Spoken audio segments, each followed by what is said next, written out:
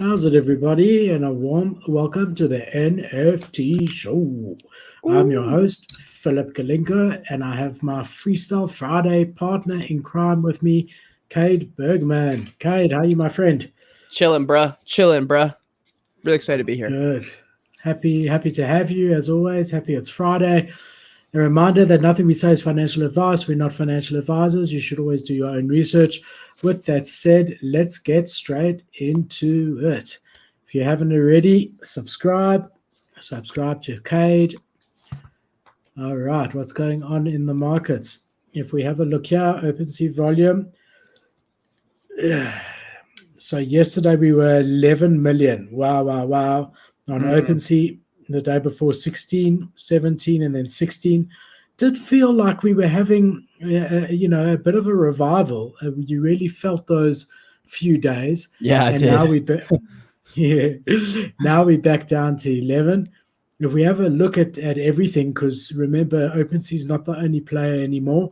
We got OpenSea with 11.8 million. Block to Bay, which I actually have zero idea what that is, at 4.1 million, which is quite incredible. Magic Eden, which is mostly Solana, at 3.5 million. X2Y2 has come down quite a lot at 1.7 million.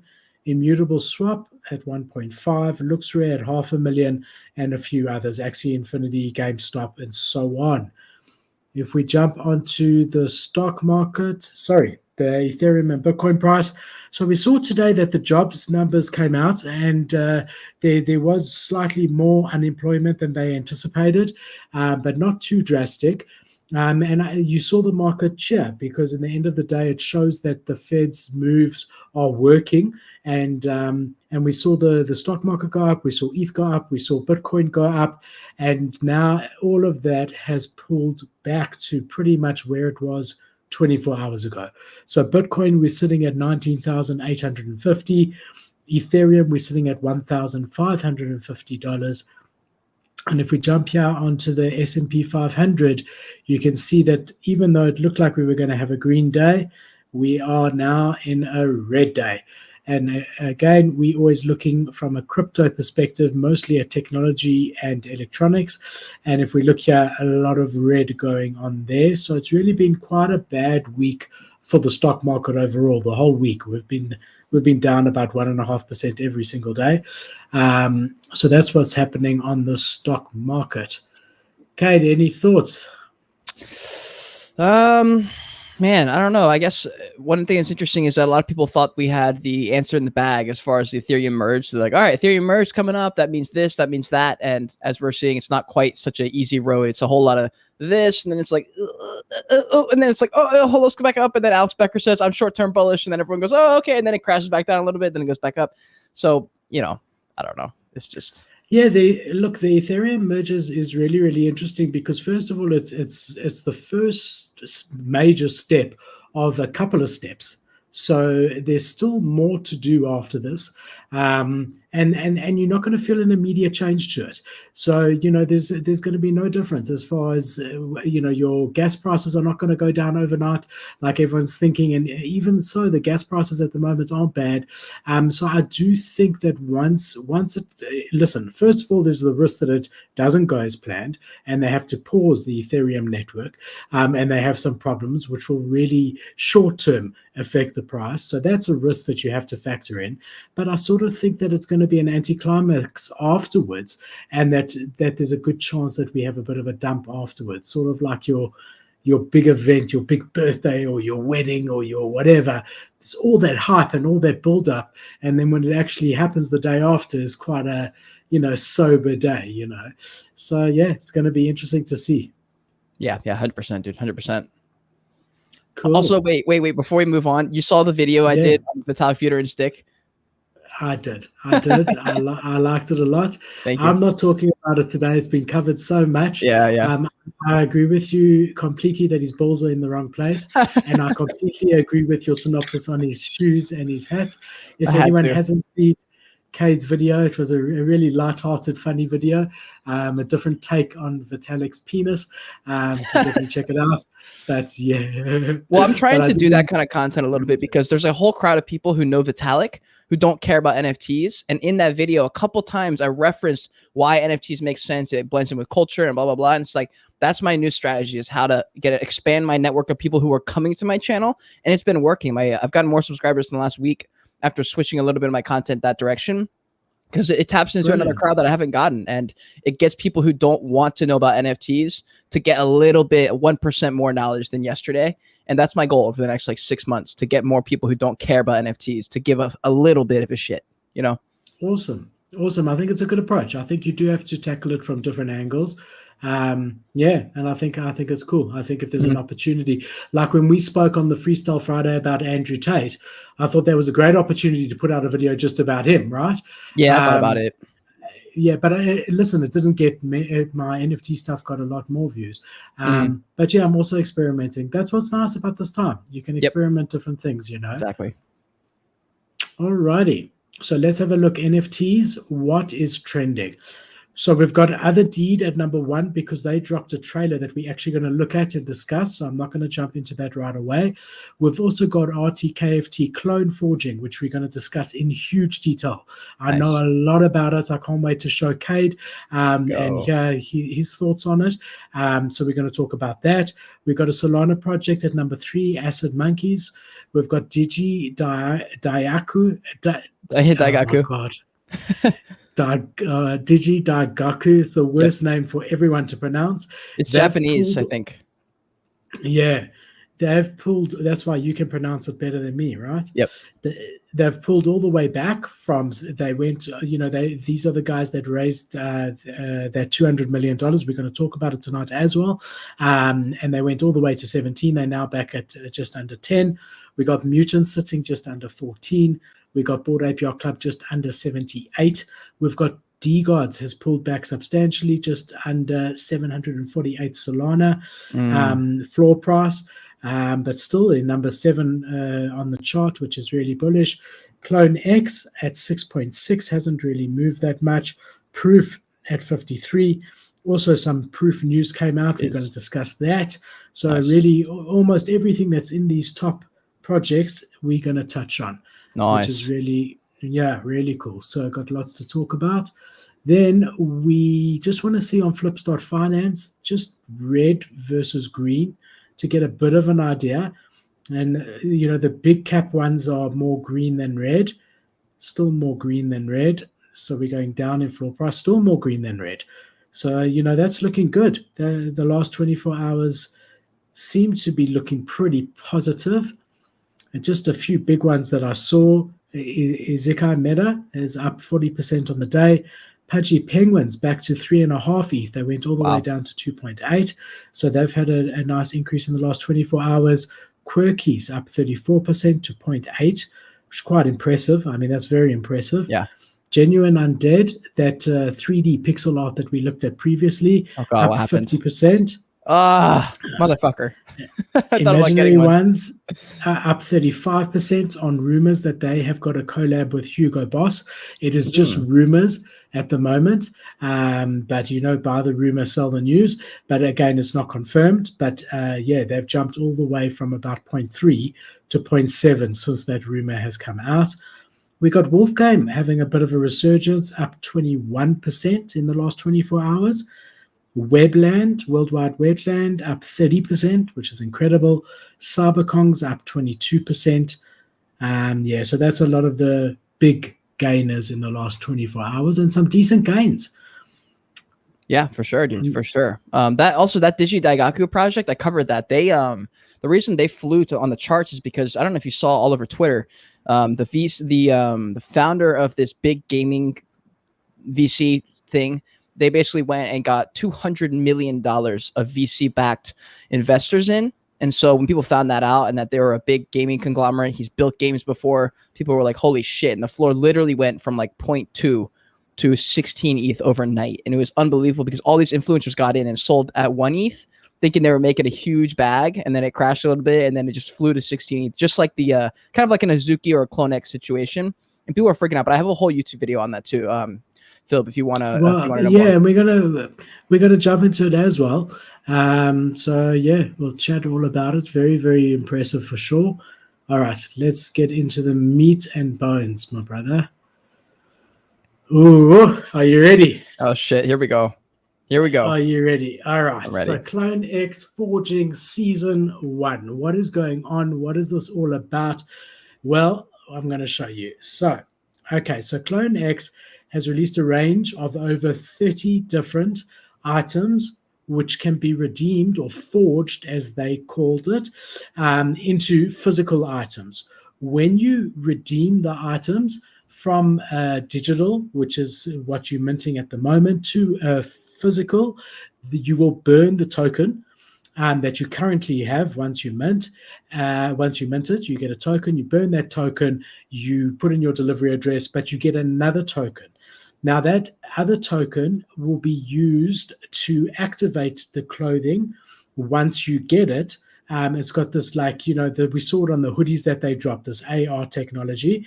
It will be used to activate the clothing. And there's a lot of talk that they've outright said that they've been working for 8 years on a move to earn mechanic. So sort of like Izu is trying to start doing. They have said that they've been working on it literally for 8 years, and this is the introduction of that. Okay, so first of all, that makes me less bullish on Izu, even though after the drop, I was already less bullish. But second of all, really, really interesting. So a couple of really important things. The first thing is these shoes. All the shoes are not going to be able to be forged in this forging event that's happening in about a week's time. They have said that they 100% will be able to be forged in future, but not in this event that is happening in 7 days. So what's happening at the moment is if you are a Clone X holder, okay, so you have to have a Clone X, not the other items that they've dropped. If you're a Clone X holder, you would go onto rtkft.com. Okay, Cade, close your eyes.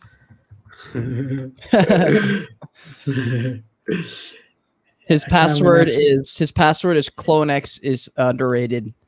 CloneX should be A+ is his password. Okay, I told you not to tell anyone, man. Okay, so we connect your wallet. Okay. So I think it's quite cool to see behind the scenes as a Clone X holder what the experience is like, right? So I don't know why it's not connecting me here. It's actually quite irritating. I might actually try and open Ledger. But earlier it let me connect without opening it, just like connecting like that. So let's see if it be careful. Don't make sure you're the right website. I'm 100% on the right website. Okay. For sure. Okay. Something has changed. They've changed something, and I don't have my Ledger device with me, bro. It's downstairs. But just run downstairs. I'll just start blabbering about stuff while you run and go grab it. You want to do that? Maybe. Just give me 1 sec. I just want to see here. Yeah, it's definitely giving me trouble. All right, you start blabbering, bro. I'm running downstairs. All right, let's do it, fam. Blabber nicely. Treat my community. I'm gonna drop some alpha. If you guys have anything you want me to talk about, yeah. If you guys have anything you want me to talk about, drop it in the chat, and I'll go over to my phone onto the YouTube, and I'll jump into the chat, see if there's anybody. I see there are a couple of people in there. Also, first, make sure you click that like button. Me and Philip are having a great time with this shit, and honestly, like, I don't know about y'all, but I've been seeing YouTubers kind of not put in that work. Not all of them. So a lot of the YouTubers are doing a great job, but some of the YouTubers are kind of slacking, dude. I don't know. They're kind of slacking. And me and Philip, we're holding it strong down here. All right, we're holding it strong. So let's see if I can draw some alpha. What has happened this past week? So we're going to my channel because I cover a lot of this stuff as it kind of comes through, breaking through. So we had the Vitalik Day the other day. We had I did a podcast with Lazy Lions. That was really fun. We had Facebook adding NFT. I don't know if you guys know, but like, we might be talking about this today in the stream. Facebook just added NFTs, which is great. But like what me and Philip were talking about in the beginning, no one gives a shit, right? Like, I don't know about y'all, But like my grandma does not care that Facebook has NFTs. My mom does not care that NFTs are on Facebook and that she has the opportunity to use NFTs. Like they don't care, right? So like, how do we actually get normal people to want/care or give a single shit about NFTs? The way I'm going to do it is entertainment. I don't know if you guys noticed, there's a lot of people blowing up on social just fast. Like they're just going from 0 to 1 million quick, right? And it's a lot of people are just doing it through entertainment. They're doing it with reaction videos. And I think that's the way I'm going to do it. I'm going to come in talking about things that are a bit more mainstream, a little bit more mainstream than NFTs, because NFTs are so niche. No one's going to look at and watch an NFT video, right? If I say how to integrate Web3 into your business, no one wants that video. No business wants that video. I got to have a video that a business owner would watch, that in the middle of the video, I start bringing in little aspects of Web3 that are really helpful for him or her. And then they go, oh, wait, I need to know more about that. Is just this guy talk about that? And then they go to my channel and say, oh shit, he has a whole channel about Web3. And he's got videos about business owners and using Web3 now. And so then they go from the video that was more focused on the mainstream, less about NFTs, to going and clicking on a video that says, now, how do I integrate Web3 and NFTs into business? And then he'll click that video. And I think that's going to be the bridge, is making videos that get people into the door. And then you got to have a ridiculous amount of content. And same with you guys. If you're not a content creator, you don't have to make videos like that. You just kind of like talk about things, and then NFTs become part of that conversation instead of leading with NFTs, if that makes sense. And then Philip just popped out. I assume he's going to do his ledger thing. But yeah, that's my biggest piece of advice. I don't know about you guys, as far as what you guys think about just like onboarding new people into the space. We have a long time. Like a lot of people are saying we're going to be in this little bit of a recession/bear market for a while. And if that's true, then we got time. Like we have time to convince people, because it's going to be here anyway. Like it's like people saying Instagram's going to be big in 2013 or 2014, whenever it was.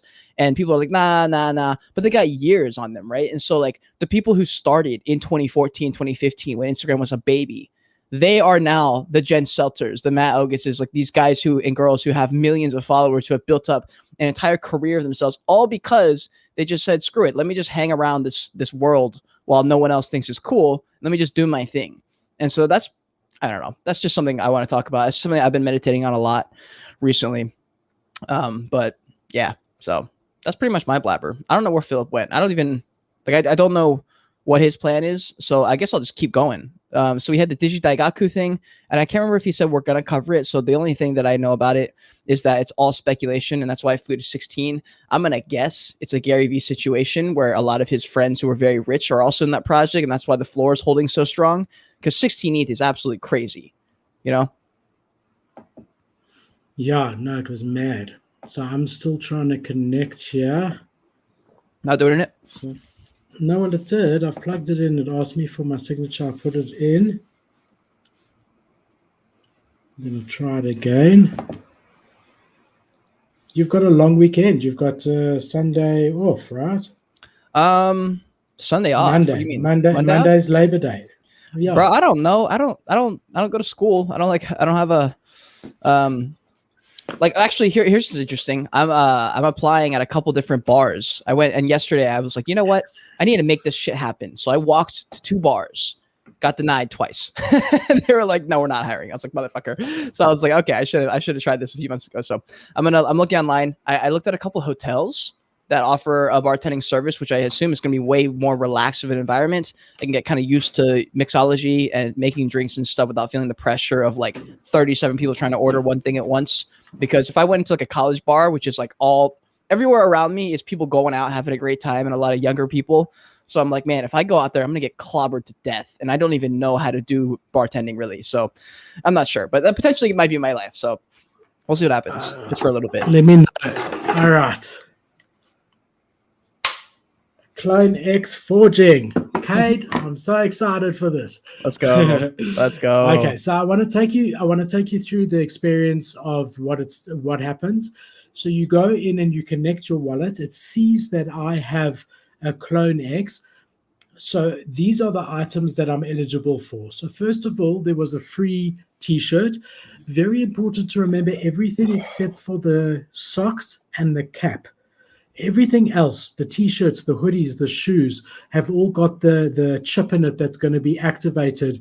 Once you get your physical garment, you're going to activate that chip that's inside the garment with the token that you get once you burn it. So I've already minted my free t-shirt. That's why it's not showing here. Hey. And now I can purchase Now I can purchase items should I want. This window is open for another 4 days. It was a total of a week, and it opened 3 days ago. So Mhm. for me, I'm watching the floor, and we're going to go look at the floor to see whether it's better maybe to get stuff off the secondary or to get it here. But so far, it's been quite close to mint price. Every item, either slightly above mint price or a lot above for the rarer traits. So I've got a Clone X that's robot. So in the beginning, everyone can claim the socks. Remember, the socks don't have a chip in it, and that's 0.03 Ethereum. Mm. Then I can claim the shoes, and these are the base shoes. I love this design, and I'm really keen on getting either from here or the secondary, depending on what the price goes to. But if you can imagine, only Clone X holders can claim this, so it's going to be a very limited edition shoe, and I think that alone is going to have value. Let alone the fact that that it's going to be the first shoe that you get physical shoe with this move to earn mechanic. So Mhm. and I really like this design, and we're going to look at all the designs. Then you can do the cap. Remember, the cap does not have the token inside of it, and you see here that every time you claim, it says this token will be swapped with a different token once it's forged, and that's the same with all of them. Then you've got the basic Clone X hoodie at 0.19. And then because my Clone X is a robot DNA, which is your least um, rare is a human DNA. The next least rare is a robot, so it's not rare. But because mine is a robot, I get robot items that I can also purchase. Now, if it was a Murakami drip one, then those are the ones that are going well above floor, even though the price here doesn't change. So that's how they sort of rewarding holders that have rarer Clone X's, because even though it will still cost you 0.03 for the Murakami socks, those sell a lot more on the secondary market. So Mhm. here you can see you can do the robot socks, you can do the robot shoes. Now remember, obviously there's going to be less robot shoes than the first shoes. Still not very rare like the Murakami or the Demon gets more rare and so on, but rarer than the ones we saw above, which every holder can claim. Mhm. Then you got the pants. I don't like buying pants in general, just because I like to try them on. I don't really like to buy them like this. Yep. Um, a robot T-shirt, robot long sleeve shirt, and you eligible. You can buy up to two if you want. Hey, up to two is the maximum per. So you guaranteed that the max supply of this hoodie, for example, is going to be 2 times the amount of robot NFTs there are out there, the amount of Mhm. Clone X's with the robot trait, right? Then they've Yep. got the sort of like utility jackets, which I think is a bit weird. They've got the cap. Again, remember the cap doesn't have the chip in it. And that's pretty much it. So what I'm personally wanting is definitely the first pair of shoes because I like the look of them more, and maybe this pair of shoes as well. Not sure yet, but maybe. I'll show you Mm. how cool it is. Actually shows better on OpenSea. Okay. So let's just sum this up over here. Remember, we said the shoes are not going to be forgeable in 5 days' time together with everything else, but they will be forgeable at a later date. That makes me think that people might get sick of waiting and the floor might drop a little bit on the secondary, but I'm not sure. And here you can see the full range of shoes. And here it shows you that, as a Clone X, depending on your traits, this is the sort of things that it opens up to 30 different items, depending on how many traits your Clone X has. So we saw with mine, you get the base line, which is this line over here. I can make that a bit bigger. Okay, so you get the baseline over here, which is what we saw that all holders can claim. And here you see it says all forgeable with the exception of socks and caps. And then everything's attached with an NFC tags. So I think what they're basically saying is socks and caps are not equipped with the tags, like we were saying, that can link to your NFT, but all the items are forgeable there. And then here you can see this one's a human, so they got access to all the human stuff. Mine's a robot, so my line here was robot. And then this one also has the Murakami trait. So that particular NFT would also get access to the Murakami stuff, which is the most sought after because it's the most rare. Right? Yep. I mean, look how cool.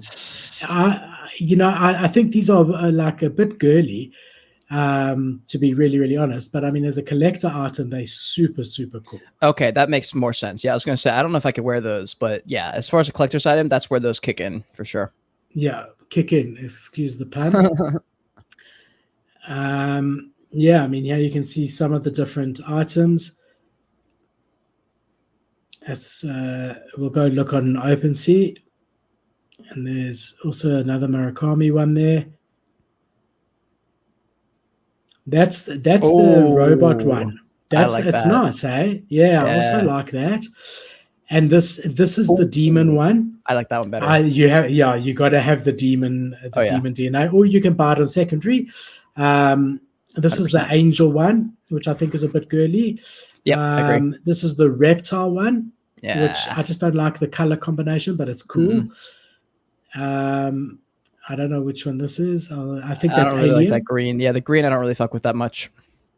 And then this is the base one, which I really like the shoe. As a base, yeah, I agree. That looks really good. I like that one. That feels like shoe. The Yeah. I was gonna say that reminds me of, like, you know how the Lazy Lions, their like mascot is the basic one without any traits on it. It's just a lion, just clean. And with like a Doge pound, same thing. Like that's kind of how I look at that one. I like that one, yeah, for sure. For shizzle. And here's the chip on them. This thing here, the silver thing that you see on all of them, that's going to be the tracking chip. And you can see they've all got sort of special icons here. So look, just as far as collecting shoes, I mean, I really do believe that these are going to have enormous value. And here you can see the full range. So I'm eligible for the robot and the base clone X1 over there. Those are the two that I'm eligible for. And then if we jump on the secondary and we just have a look. So first of all, they've done an enormous volume in 2 days, 2.5 days, 1,200 ETH. They were number 1 on OpenSea yesterday. They're number 2 on OpenSea today. And here, this is the free shirt that everyone got. Now, I've got no intent. If this was like 0.1, 0.2, maybe I'd flip it. But forging is in a few days' time. I don't imagine it's going to jump a huge amount. I'm going to forge it. I'd rather, for 0.027 ETH, which is like $40 or whatever, I would rather have the T-shirt. It's not just a T-shirt. It's a T-shirt with that tracking technology that they're busy putting out. So that one I'm holding. Quite interesting. You've got, obviously, your human socks are the least rare. The Genesis is actually the least rare. Then the human, then the robot. You can see the human cap over there, demon socks. And remember, mint on the socks was 0.03 regardless of what traits you had. So you can see it makes sense to flip a few of them if you start to have like rarer traits, because you'll pay 0.03 and you'll get 0.07. But doesn't really make sense on the base layer traits. And the same thing with all the items of clothing. I'm just using socks as an example. But you see the caps, as they get rarer, they become a lot more than mint price. But as they are the basic ones, I mean, this Clone X1, for example, 0.051. And if we jump back onto RTKFT, how much is that cap? 0.04. So it doesn't really make sense to do it for the base traits yet. Maybe in a few days it will. But again, if you have, a Murakami one, then it's a 0.06. If you have, the undead cap is sitting at 0.1. People must just like the look of it, which is quite incredible. I want to show you the shoes as well. That's crazy that this kind of like came out. Like, it just kind of like, I don't know. This is like news to me, like seeing all this shit. I'm like, damn, where'd this come from? So they said they had this cool AMA, and they said they had this whole thing with Farouk, and they said that they have been working on this for 8 years. That is wild. You know what's interesting? Years. That reminds me of Facebook, Meta, how they're like, we've been working on the metaverse actually for years. I think we just like haven't really talked about it like that. And I was like, interesting, because it's probably true, Yeah. Some version of it. I mean, they probably didn't know when they were making like this will be the NFT thing that we sell on Clone X. Like they didn't know that, but they were just building for it. Yeah. So these are the robot shoes that I'm eligible for, but I also like how they've shown it. I think this is really slick, really really cool. I don't particularly like the backgrounds of the clothing, the way they've done it. It looks washed out. Just personally, I don't really like the background, but I love the way they've done the shoes. Don't really love the way they're showing the hoodies. I would have preferred it on a clean background like you saw with the shoes. Yeah. But I mean, look, each their own. That shit is hard though. Like, did you see? By the way, did you see Fuzzy Felons release their first episode of their show? No, I didn't. You remember that NFT project that I was like super I excited remember, about before they got I remember rugged? them. Yeah. Dude, they dropped their first episode and it was one of the worst things I've ever seen in my life.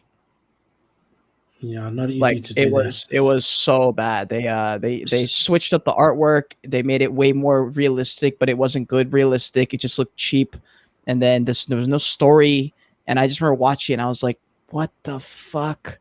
And I mean, I think they're pretty much done because they had to like switch all this stuff, but it was really sad. So check here, the alien shoes Whoa. are selling for 6.6 Ethereum, and you would still pay 0.38 if you had a alien trait. I mean, it's almost worth buying a fucking alien Who Clone the X, bro. Fuck. Why? Why would you want that shoe so bad? God, Look, and are there's people an selling? offer Are they for selling? 4. Oh, my well, I mean, there's God. offers for 4.54 and 3.7. Yeah, people Dude. are selling 5.5, Damn. 5.75. So there's definitely plays here. I mean, if we and if you look here, this is the Murakami DNA one. These are the 6.8 Ethereum. And also, offers 4.9, 4.9, sale at 5.4 here, another sale at 5.1. So I just want to see one thing here. If we look, this could be like huge alpha. If we look at Clone X and see what an alien trait Clone X, floor Clone X, you could probably get a free Clone X. Like, because look at the floor here, is 6.6. Wow. So if we go here and say DNA, and then say alien. Okay, alien is very rare. Hey, alien is more rare than Murakami, so they're not going to be floors. Definitely not. I didn't realize. Okay, wow, 99 Ethereum. Okay, you're not gonna get a free. I didn't realize that alien was rarer than Murakami until right this second. But what's really interesting to me is that everything has been consistent with these different DNAs. So even when they drop their opening of their box, their MNLTH box, those little capsules that you got were these same traits. So if we look at Undead, for example, wow, 32 Ethereum. That's absolutely reptile. Just give it a second. It always takes an extra second. 19 ETH. And how much can I sell the reptile shoes? So this is alien. Don't get confused. Reptile 1.7. Okay, so we can't get a free Clone X, unfortunately. Then I want to just show you some ups here. So this was a really good thread. So the first thing is this move to earn mechanic. Something crazy is being cooked up. The techs have been evolving this for 8 years, coming quite soon, they said. Strong assumption that this will be for crypto kicks, which is the virtual shoe. And remember, this claim's got nothing to do with those virtual shoes or the capsules or the MNLF. This is for Clone X holders at this point of time. Gotcha. They did hint at collabs. They said that crazy collabs will be announced, but with the coolest and best brands in the world, were their exact words. About the MNLTH2, that box, the second one, so the bronze colored, gold colored box, the one that you got when you opened your silver box, they said that the quest is starting very soon. It's very special, and mechanics include something much bigger, and it's going to be bigger, shorter, and better than the MNLTH1 quest, because that went on forever. And we've seen the floor of these MNLTHs go up from 1.1 Ethereum in the last 2 or 3 days to 1.5 Ethereum. So this was really bullish for them to say, look, you're not going to have to wait as long, and this is the biggest thing that we've done yet. So that's really exciting. They also Philip, said, you know our cameras aren't on, right? Oh, I just noticed that. there we go. We Okay. got two beautiful faces, not to show it. Thanks, Cade. One beautiful face. I was talking about you, right? Then, when asked about Nike athletes, they said, please just wait a couple of weeks and everything will come to surface, which is really, really cool. They said there'll be upcoming in real life events as well, which we know they've already had some. They're also interested in making a game. So they said we love and are interested in things reference, gaming, physical, digital, and we will always work on things we love and are interested in. So the fact that they said they love gaming and physical, digital, and we will always want to work on things we are interested in. And then when asked directly about the game, he said yes, but it takes 3 to 4 years to build a good game. But the nice thing about this project is that they've got so much going on before the game. No one even thinks of the game. Like all the stuff that's happening, guys will be happy to wait. Miscellaneous, they said that the RTKFT team, that for them Kanye West is a dream collab. But it doesn't mean that there is a collab with him. They just would like there to be.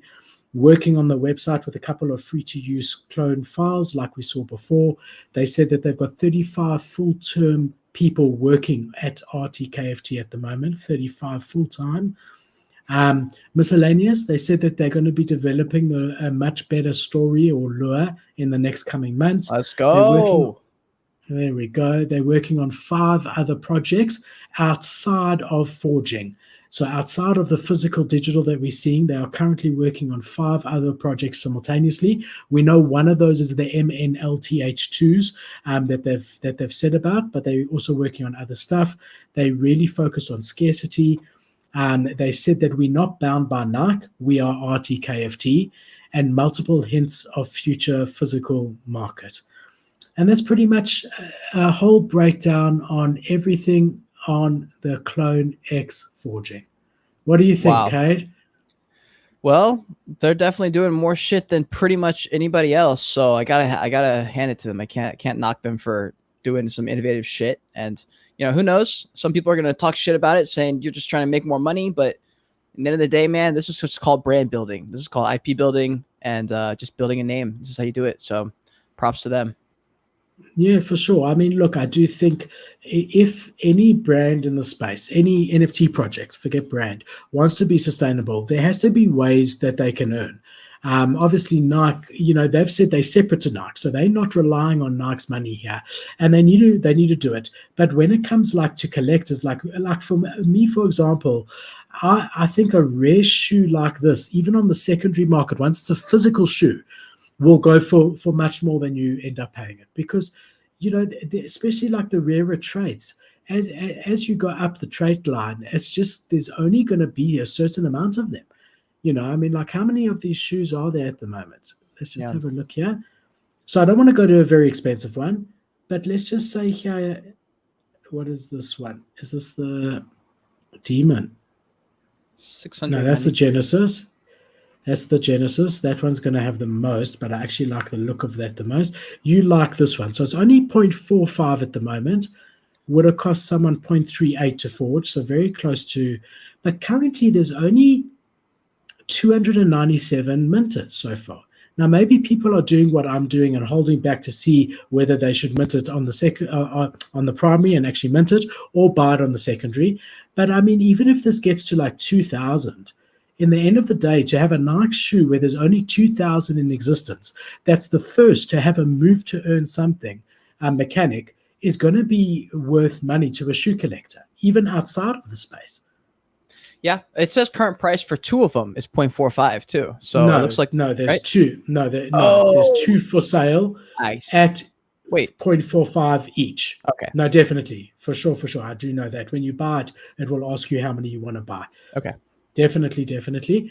But what I do want to just show you here is, if we take this as an example, because it's not much above mint price of 0.38, if we look up the demon trait, and just to see how many there could potentially be, there's 1,600 call it 1,700 demons, and everyone could mint 2 as a maximum. So the most that will ever be in existence of this shoe ever is 3,400 in the entire world. So, and with this thing, right? So this echoes because, sorry, this resonates with me because of a story that from like 2 years ago. This kid named Jordan, he called me. He was living in his car at the time. I was also living in my car. Mine was by choice. His was due to life situations. And he was like, "Look, I want to be a fitness influencer. I want to start clothes. I want to start a brand." And I was like, "Okay." But he didn't really put in the work as far as like content and building a brand. He just wanted to sell clothes. And he's like, "Well, I have worked with this guy and we have this really cool shirt." I was like, "Jordan, nobody cares. I love you, but nobody cares. Nobody cares how hard you worked on this shirt. No one wants the shirt unless you do something that people would want the shirt for. Like, you got to have done something in your brand that people say, I fuck with that heavy, and he's selling a shirt, I want that." So with Nike, they're putting in work, Clorox putting in work. That gives these shoes the right to be able to sell for this much money. And the same with the Joyous Kingdom. My Joyous clothes, my Joyous NFTs have no value unless people see and perceive that my brand has value. And the only way to do that is for me to grind and to put in work and stuff. So it's just like a lesson for a lot of NFT projects. Just because you have an NFT project and you sell clothes does not mean anyone wants the clothes. You have to have done something For cool, sure. you know? Cade, don't you like the look of this one? Yes. A lot more than the look of the demon. Okay, so I like the first one for looks, and I would rather display the first one. This one I'd rather wear outside, I think. But this one is going to be much scarcer. Well, I don't care. You saw my Gucci slippers. I don't give a fuck. You see, because this on a rarity for the price is a really good price. God, dude, $700 for $700 for a collectible shoe, I guess, isn't bad at all. But I don't think it's too bad. I mean, it's a lot of money, but there can only ever be 3,400 in the ever made. Mm-hmm. Yeah, I mean, yeah, it just depends. If you think this brand, specifically Artifact, will hold value, then this is pretty sick. I mean, I like it. It's not just Artifact; it's Nike. I mean, it says Nike on them as well. It's got Clonex on the back. And it's got Nike on the front. It's an official. I like that Nike. one a lot, dude. That's a really cool shoe. Also I fuck with that. But I don't know if I'd wear them. I don't think I'd wear them. I'm thinking purely from a collectible side. Yep. Agreed. All right. Well, when we off stream, I'm going to look a bit more, because to me, to get a shoe where there's a maximum amount of 3,400 ever in existence, a Nike shoe at this price with the first wear to earn, I think that's a good investment. I mean, I could sell it on eBay for 5 times the amount in 5 years. Yeah, I mean that's the bet. It's to shoe collectors as well. It's not just. Yep. I mean, it'll depend who's the king. Like who's the king NFT project who has also the best shoes in 5 years, and like that's the bet you're making. Is like, you think it'll be Clone X? I have no idea. I think there's a good chance it could be. Like, I like Clone X, as long as I like Clone X and I like Nike. If they continue to do their shit and continue to keep innovating and roll with the punches and continue to participate in Web3 culture, I think they have no reason not to be one of the best in the space. I just hope to see a little bit more lore on their, or I have to see a little bit more lore, which they said they were going to do. So I'm really excited about that. 100%. The other thing, a bit of alpha, is Puma has hinted. So they've got their token now, has been minted, and they've said that there's going to be a physical claim for it, shoes, as well as a free shoe claim for it coming soon. And they just launched a couple of weeks ago, their NFT, like 2 weeks ago. So I'm quite bullish on those. I actually picked up another one. So I've got 2 Pumas now. How much are NFTs? 0.25. I think they've gone to 0.3 now. Oh, whoa. But I do think, even Adidas, once they get their arse into gear, I really do think that that these clothing brands are gonna they're perfect for the space. They're perfect for Web3. And they already have the budget and the funding to make it work. And they've got proof of concept, because Nike has earned close to $200 million now after this forging in the space in the last 12 months. Mm-hmm. So any other brand that was thinking, is this for us, is this not, who's seen that how much money's at stake just in a year in the infancy of Web3 is now gonna be interested, I reckon, Yeah, 100%. Alrighty. So, Cade, I know that you know a lot about this, so let's chat about it. First of all, you read the headline, because I can't pronounce it. Digi. I think it's Digi. I don't think it's Diggy, but I'm not sure. It could be Diggy, it could be Digi. So we'll just I say think it's Digi. Digi Daigaku raises $200 million for Web3 gaming. Let's fucking go. Yeah, that's wild. All right, so the company behind them is Limit Break. They've raised $200 million.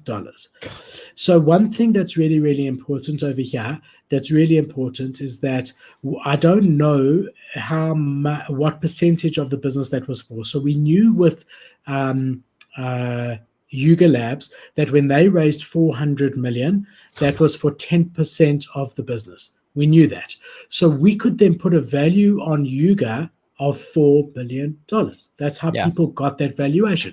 Because remember, venture capitalists are not going to come and just give you money. They do proper due diligence. And you can, if it's an upstanding venture capitalist, which anyone with $200 million is, they will really have checked everything. So you can really hang your hat on it. But what I'm saying is you can't say that because Yuga raised $400 million and we know Yuga's worth $4 billion because it was a 10% interest, that just because Limit Break rose 200 million, that they are worth 2 billion, because we don't know the percentage that they were given. If they were given 50% of the business, it means that the business is worth 400 million, right? And we don't know that percentage. I did try to find it and I couldn't find it. So that's number one, because what we want to try and establish here is we want to try establish what the floor price of a project that just raised $200 million should be. So let's just say that it was for 10%, which I don't know that it was at all, and it could be any number. Then we can say, okay, so Yuga is worth double Digi Daigaku, but Yuga has actually got 10,000 NFTs in the Bored Apes, whereas Digi has only got 2,000. So therefore, because it's a smaller collection size, there has to be more weight on that. But obviously, Yuga's got a year head start in the space. And so that you go backwards and forwards. So it's hard to know what the floor of this should be without knowing what percentage of the business they gave away in order for that venture fund investment. Cade, you don't know by any chance, do you? Because I saw you did a great video on them. I didn't watch the whole thing. Do you have any idea what percentage? I don't know what percentage. What I do know is there should be a lot less than Yuga, because Yuga has earned that brand over the course of the year. Digigaku just kind of pulled up the other day. But one thing that's interesting is the guy who's in charge of this company, Gabriel. Yeah, this dude is a fucking character. He's all over Twitter talking mad shit. He doesn't care, dude. He's a Donald Trump-like character or Elon Musk type character. Just says whatever he wants, which is really good. I like that. I don't mind that at all. I like when people just don't care, dude. They just say what they want to say. And, I know 3/4 of the things he's tweeting out there is not actually who he is. He's just talking shit. And also, there's a chance that it might actually not be him. It might be someone who's running his Twitter account, because his tweets look kind of weird. Like, he'll put a tweet up and you're like, did a human being write that up? Like, it almost looks like a robot wrote it up or something, just to stir the pot, to get some attention, but I'm down for it. I think it's pretty funny. Yeah. So look, I mean, Gabriel's very, very well established in the Web 2 space. He's made tens of millions of dollars per annum in his company that does Web 2 gaming. And, in our pre-mint review of them, I did say how bullish I was on someone from Web 2 coming in. So that's pretty cool. They do have their airdrop coming up in a couple of days.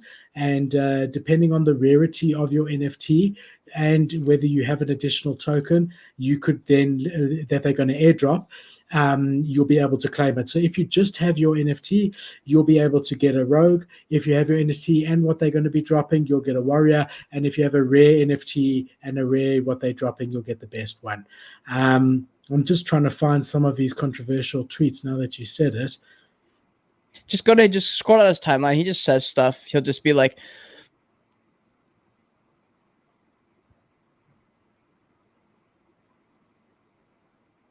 here, I'll just find one. Yeah, I'll have a look. I'll scroll down real quick. Just show me an archive. I'm also while I'm doing big statements. He'll just make big statements, just like without. It's kind of like Andrew Tate's thing. He'll just make a big statement just to piss people off and see what people think. hold on. Gabriel. So he says here on the 1st of September, which was yesterday, for your interest, I never really tweeted before because I'm a little bit dyslexic and I make mistakes. We can just do it live. So maybe you're right. Maybe someone else was running his account. But here's what he wants to spend it on. So he wants to spend $10 million doing beta testing, $50 to $70 million first month launch budget, $50 million each month thereafter until month 8, where the game will start grossing $100 million per month. So look, maybe this is where the experience of Web 2 gaming comes into it, that he knows what he's doing. But when we say that it's very expensive to launch a game, this is what we're talking about. He's going to be spending $50 million for 8 months. That's $400 million. And not including the first month, 50 to 70 million. So call it $500 million to be able to launch a game in month 8. Mm-hmm. $500 million. So when your 0.001 NFT floor project says that they are busy creating a game, it's not going to take 8 months, and they're not going to be able to do it because they don't have $500 million. Mm-hmm. Yeah, 100%. 100%. And he knows what it takes because he's made huge money off Web 2 free-to-earn games, which is really, really interesting. This is the firm that invested in them, Paradigm. I'm trying to find the number. New phase 2 sounds a new name. Entering the new phase of collective ownership. I'd really be interested with what percentage they ended up getting in the end. Yeah. Well, so for just real quick, some of the things he was saying, this is more in like the beginning when he was just talking shit to people, calling people out. He called out, like, I think Zeneca responded, and he was just like, it was when he was talking about royalty. I think one of them was about royalties. One of them, here, I have it here. One of them was talking about how he was just like, anyone who sold you land before is scamming you. Like, you should never have to pay for this, never have to pay for that. And people were like, why are you attacking Bored Ape Yacht Club? And he said, your favorite project that did a land sale instead of just giving you the land to existing holders couldn't be me. I'm sorry they did that to you, Adnan. And then he said, there's someone who, where'd it go? I just fucking lost it. Hold on. I don't know. He was just starting up a bunch of pots. And then one thing he said that was, why the fuck do I keep losing these tweets? I just had it like 2 seconds ago. Oh, here's one. So here's one that people thought, like, this might not actually be real, and he's like kind of weird. So he just made this random tweet the other day, and he goes, I have to wear this suit everywhere I go now, so no one is disappointed, ! People are constantly complimenting me on my profile picture, laughing face. And people were looking at this and they're like, is this guy a person, or is this like a snake? It's like an Elon Musk character. And so people were saying, like, I don't know, I mean, this isn't really, I don't even know why people brought this up. They're like, maybe he has like Asperger's, maybe he's got like autism, and he just like doesn't quite understand social stuff, and so he just says things and doesn't really care, like kind of how people do sometimes. So I don't fucking know, dude. I mean, it doesn't really matter. I guess it's more about what he can actually accomplish. He did say in that tweet on the 1st of September that he's dyslexic, so maybe it's that. Oh. Don't know. Yeah. So maybe he had someone else running it. Who knows? But that's quite interesting, and look forward to seeing what they come out with in month 8 after $500 million. But again, he's done this before with other games that have been hugely successful. So, Okay. Kevin Rose had a town hall meeting. Got mixed results. So first of all, he announced that they raised $50 million in venture capital. I must say it's very bullish in the deep depths of a really long bear market that we're seeing so much venture capital coming into the space. I think it's really, really bullish. I think it's great to see. There are some people that don't like it when projects that they're invested in raise venture capital, because it means that people are more, you've got people on top of you trying to push you for delivery. There's other people that really like it because it really lowers the risk of them disappearing, and gives validity to the project because they now are fully accountable. So you get a mixture. I think with a personality like Kevin Rose, who's so well respected in the space, he didn't need he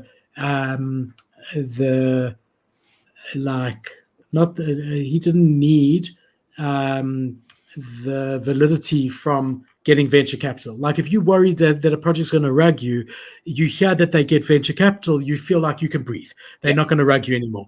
There was never that risk with Kevin Rose and Proof and Moonbergs that he was going to rug. So and neither with VFriends, who also raised 50 million, right? So there are some people that don't like that. Other people really do like that, but we did see the floor drop after this announcement, which was pretty weird. On Proof and Moonbirds and oddities across the space. They've also said that with nesting, if you nest now, you'll have the opportunity to get another project going forward in the future, and that you'll be able to burn your oddities for that project as well. So he gave quite a lot of clarity. He gave a bit more clarity on High Rise. It's not a metaverse play per se. He said that it's more like a app that helps you keep track of things. And remember, Kevin Rose's background is apps. So some people, again, were really bullish. Other guys initially thought High Rise was going to be metaverse play. So some people were disappointed there. Just very mixed results. So here you can see the next thing is Moonbird's Mythic, and oddity owners will be able to burn their oddity for guaranteed Moonbird Mythic. If you stake it, there will be a certain amount that they would airdrop just for free to random stakers. But this is all, the Mythic drop is only happening next year.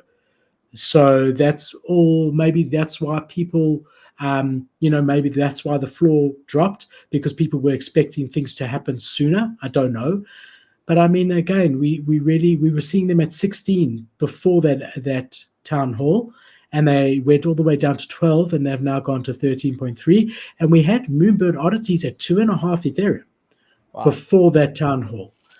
So the only thing that I really think, it is all speculation, but the only thing is I think the timeline maybe disappointed some people. I don't know. I think maybe timeline. Also, they're just going further and further away from a Web3 feel. They're just going VC. They went CCO. People are like, this doesn't really feel so much Web3. I think that's partially it. And then also, I don't think the fact that another project that's new that people don't even know anything about just raised 200 million a couple days before. And then they're like, okay, so now this guy who is supposed to be God's gift to humanity, according to Gary Vee, he could only raise 50 million. They're like, what happened? Like, I thought that's not even that cool anymore because this guy raised 200 million. I think it's all just sentiment around it. And just the fact that, like, they just don't have like a Web3 feel. They're just like, why do you need more money? You already raised 200 million. And it's a great point. I actually think those two things are linked, the CCO and the venture capital. Yeah. It's very possible that he felt he had to do CCO in order to be attractive to the VCs. I agree. Very possible. So I think that's a great point. It's too risky if you don't. Like, then people are just going to fuck off and do whatever they want. Now the VCs are in charge of it, and they've got all these other random people do whatever they want with their IP. And they're like, shit, like, we're the ones who backed it, and you have random people doing whatever they want. But that's what CCO allows people to do, is to do whatever they want. Well, yeah, but when everyone has their own individual IP rights, which is what everyone thought when they first bought it, you have a certain character that could push a whole narrative, start a whole brand, and have total ownership of it and do something that they don't really fuck with at all, and that they have to have their name on it because they backed them. So. But you can do whatever you want with it, but it's like, hold on, this is CCO. They can do whatever they want. It's not on us. Yeah. I hear you. 100%. What do you think? Like, if you were gonna be buying it, like, would this make you more bullish to buy, or would you be like, let's just see what happens? Look, I'm still got a sour taste in my mouth for how they handled the CCO. That my feeling on it. There was no consultation with the community whatsoever, and it sort of feels like Daddy Kevin decides, and everyone must fit in or fuck off. Yeah. Now I'm like that in my life, but I don't have people under me. No one's paid me a cent to be in my community or anything. It is so if I had launched an NFT collection, even if the floor wasn't 80 ETH like proof was they're now down to 55, Mhm. I would feel that I have to consult my community, right? So I don't really take well to having someone come in and dictate to me in general, which is what I really like about Web3. Is like it's supposed to be all this DAO and communities considered, and not this like I'm the president and I'll tell you what Yeah. happens. So that really was the crux of what the CCO thing meant for me. It wasn't that I intended to use my Moonbird for a brand and lost that brand deal because they changed it to CCO. None of that. I had no intention to use the IP at all. It was more that I felt I was being dictated to instead of being a part owner in it, and having a say in it, right? So I think that's further verified by VC funders coming in, that Yeah. now the community has even less say. Yeah. You know what's interesting? Is that like in the past few weeks, I guess I forget if it's like I've listened to podcasts or I've been part of podcasts that got me to think about this more. But one interesting thing about like a Gary Vee situation, for example, I watched the podcast that Champ and K Money did. They did a podcast with Griffin Johnson, who's this big TikToker, right? And he was like popping. He was dating Dixie D'Amelio, one of the most famous people on earth, basically a famous TikToker. And he's a big Web3 guy, apparently. He like loves NFTs, and he got in by that CryptoPunk call, that famous, notorious CryptoPunk call that Gary Vee put together. And we had known that like Logan Paul, Mr. Beast, these big YouTubers were in on this call. But the way they described it in their podcast, they're like, yeah, so Gary Vee called up all these people. And so Logan Paul goes, anyone who's anyone was in this call, billionaires in this call. And I figured, okay, so it's Logan Paul, Mr. Beast, some of the top tier YouTubers with tons of money, plus VCs, business owners. But it wasn't that. It was a bunch of social media influencers he put in this call. And that changed the way I look at it, because I was like, oh, wait, hold on. I thought this was like a more of like, it feels very like influencer pump and dump-esque now when I think about it. And so it kind of got me thinking, because I love Gary Vee. Everyone loves Gary Vee. Well, I mean, some people like, not everyone loves Gary Vee, but I've always looked at Gary Vee as more motivational speaker, brand, IP building first, marketing, business second, I guess. But the thing is, I think it's actually the opposite. I think he's marketing. He's an e-commerce guy. Like his brand and business is marketing, e-commerce. So he's actually e-commerce first, business first, and then brand building third and fourth to build his marketing and e-commerce, which is interesting to me because I've had a lot of conversations with marketers and e-commerce people. They like sometimes kind of suck, a lot of them. Like as far as, I don't know. It was just weird to me because I was like, I don't know how much, like I know Gary Vee is a great person and he does care about the things he talks about, but I don't know how much of a shark he is in business. And he talks about this. He's like, I'm a fucking savage in business. He goes, I don't give a fuck. He goes, but I'm also a great person. I always put my family over everything and all these things. But then I was like, how different is Gary Vee from these people? Like to do that is fucked. Like that's literally just pump and dump influencer scam things. And I thought, why would he do that? Why would he do this when NFTs aren't ready? Blockchain technology is not ready. Culture is not ready to accept NFTs. Nobody's ready. NFTs are not ready to hit mainstream yet, or even close. So why would he start this thing when he's famous for timing? He's always famous for saying, I've got the right timing.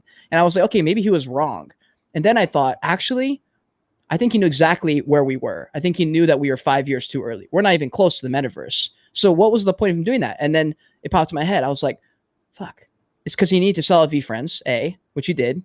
And two, he gets to say, I was one of the first projects and I'm one of the only ones that actually stuck around. So it looks good for him from a marketing standpoint. And I was just kind of like, I don't know, it went down this weird spiral where I was like, fuck, dude, like, I guess I held Gary in this like such esteem place, like he can never make a mistake and all these things. And like the other day, I made a mistake that I like feel bad about, like a business decision where I was like, that kind of left me like a weird feeling in my stomach. And it was just like, I think in my perspective, it was like a bad decision.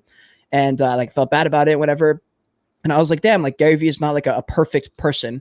But you don't know like where they stand and stuff. So that's just interesting. So a couple of things, and I'm removing Gary Vee from it, but I'll tell you a couple of things that I think. Number one, no one is a perfect person, whether they're your idol or not, no one. So your expectation will always be not met with anyone because people are people, humans are humans. That's number one. Number two, anybody who has made the sort of money that Gary Vee has made, forget Web3, which is made in Web3, but before that in business, is ruthless in business. all the core principles that he talks about of empathy and passion and all of that, I think those are goals that all of us aspire to. And he's been able to verbalize it for us, right, for a lot of us, and help us aspire to it. But I have absolutely no doubt that if you cross Gary Vee and try to take $1 out of his pocket that's not supposed to be taken out, that the wrath of God will come down on you, like anyone who has made that much money, because you can't play in the business world properly if you're not willing to protect what's yours and go to any length on it. On top of that, I think that if we look at the history of his drops, there is no doubt that he is trying to get as much money as possible. However, I think he's one of the few people that intends on delivering value long term. I agree. But if you look at book games, the amount that came on the market, hundreds of thousands. If you look at VFriends, how much is it? 65, 70,000? Yeah. VFriends 2, Series 2. Yep, 50,000. I think even more. I think it might be 60,000. Oh, okay. Shit. But still, 50, 60,000, whatever. Okay. There's no need. He didn't need to do that quantity, right? If you look at Vayner Sports Pass, you look at the drink company, all the NFTs, the Fisher Club, they definitely see an opportunity that is time sensitive.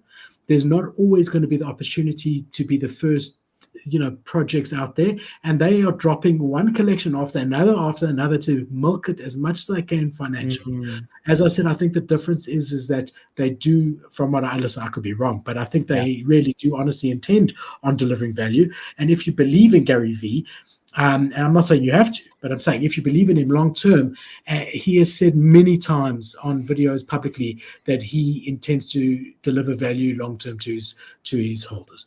So that's just my thoughts on. It just made me feel weird because when I got to a certain age, I realized that adults don't know everything, and adults are just like faking it for the most. Like a lot of them, at least, are just kind of faking it. They just kind of like, I've worked jobs where I just like give a kid, like if I'm working with kids or something, and they'll ask me a question that's like a burning thing they got to ask, and I'll just give them a bullshit answer because I don't care. And I realized that like adults do that too. And so when I got to a certain age, I was like, okay, like adults are just normal people. I don't have to look up to them as like some kind of like God tier status or something because they're older and they have more experience. And in the same way, it's sad because I have these idols and role models I look up to, and I'm just like, they could never do no wrong. They always have people's, benefit, or like people's whatever above anything else. Best interests at heart. Interest, and then money comes second. And then I'm realizing that like that's like not the case. And I've talked to like business owners, and they're like, look, that just isn't like how it is. They're like, we want it to be that, but it just isn't. And it was weird to me because like, I just was hoping that it would be. It's kind of like when you're a kid, like you want Santa to be real, like you want it so bad.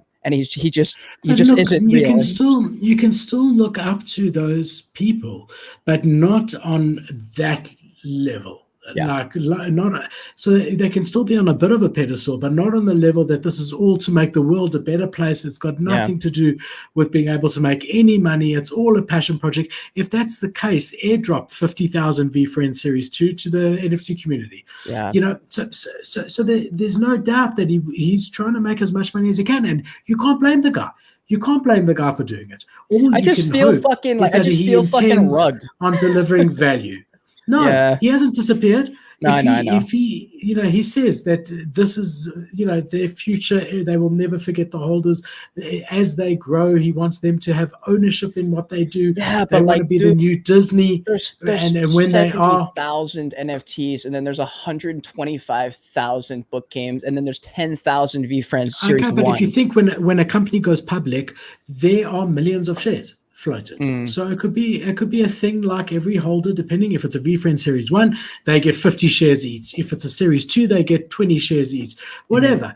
He might never do it. He might never get there. That's but I do think someone as public as him will deliver, because reputation, when you get to a certain level of wealth in your life, you don't really need the money. Yes, you want more, but you don't need it. Reputation becomes the most important thing that you have. Because you already have income streams coming in based on your reputation. If you fuck that in other in like by launching an NFT project and disappearing, and your customer in real life finds out about that, you're going to, shoot yourself in the foot. I think that he's the epitome of that. He's very public and he has a huge reputation, and that is more valuable to him than any drop would be. So that's on your side, but don't put him on a massive pedestal as if he can't do any wrong and he's just doing this to better the world.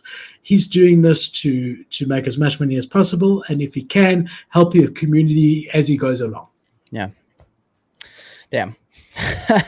sorry to tell you that it's not real. All right. So the reason that we saw Otherside pump in the last couple of hours, they're now number one on OpenSea as far as 24-hour volume goes. Otherside, Other Deed tweeted, the story continues. We got them. They dropped this. I'm going to switch sound off.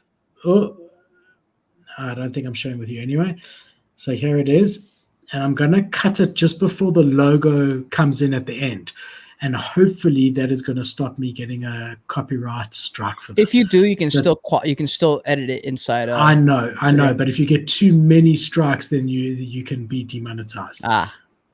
And I already did the Snoop Dogg Eminem one for you guys with the sound. Yeah, this is a great video, by the way. I love stories that explain what happened before. I love.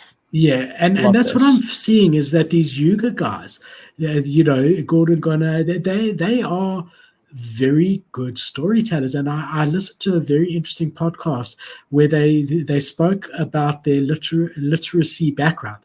They both come from a storytelling background. Yep. And you can see that. They have got that down. They really release very little, and they are able to build hype through giving little information. And the story comes together, and they're really good at under-promising and over-delivering. They really are, so far from the year that we've been seeing them. I have also put a link to this in the description, so if you want to listen to it with music, you can. But you're seeing here that the coder is very attached to his potion, and is in the sky at the moment. He got his potion back. Love it. And then it's tying it back into that Drink Me from their first teaser, because this is their second teaser that they've done, official teaser, tying it into that same potion that we saw the Bored Ape in the beginning drinking just before he went into the other side, which you'll see now. And then I'm going to cut it before we see the logo. Hopefully that will do it. Yeah, here's your guy. Here he is from the beginning, tied in. So let's get rid of that. That's the problem. All right. So very, very interesting, right? Because they basically, this trailer is the beginning before the Bored Ape that you saw in the first trailer actually got that potion. Yep. They're filling in the story from behind, right? I love it. Which I also love it. I think it's really cool. The other thing that's interesting to me about this is that I remember their first video got something like 150,000 retweets. Yes, this was just launched today, but I'm not hearing about it like I did the other one. It just appeared on my feed everywhere. I just think it's reminiscent of the market in general at the moment. Let's go, Cade. There we are, my brother. Let's retweet that. Reminiscent of where we are in the market at the moment, but I really like it. And again, I mean, the proof is in the pudding here. If we just jump onto OpenSea to see, I imagine that coders are up. I imagine that the land is up. I know it was. What was it sitting at yesterday? It was under 1.5 for sure. Yeah, I don't know exactly. Have a look a bit of activity here.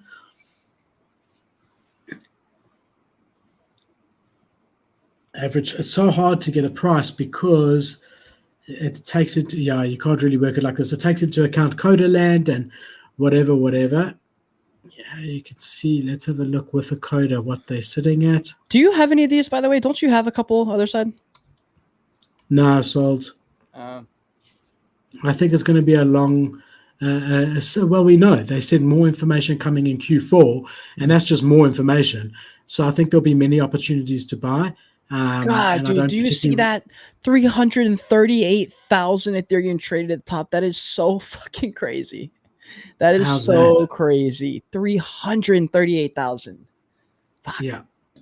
And what is their commission? I'll tell you now. Super C, I've just enabled it. Just give me 1 sec. 5%. They're very fair. You know, the apes are only 2.5%. 338.5 thousand. So 3 zeros. 385. All right, here we go. I would. And what should we leave get out an the average for point. ETH? Leave out the points. So just do 3385000. Wait, so 338,500. 5000. Three That's 3 zeros. million. No, yeah. That's what this equals. 338.5 5,000. thousand. Okay, leave out the 0.5. Just do 338 Yep. Right? Times by 5%. You want to work out the dollars. Times by, just call it $1,500 because they've been around. They crashed everything. $500 million? So that's the total. That's the total that they generated. Then times that by 5%. Bro. So what's that? 25 million. Oh my God, $25 million. Oh my God, bro. What they've earned on creator royalty in the last 3 months in a really bear market.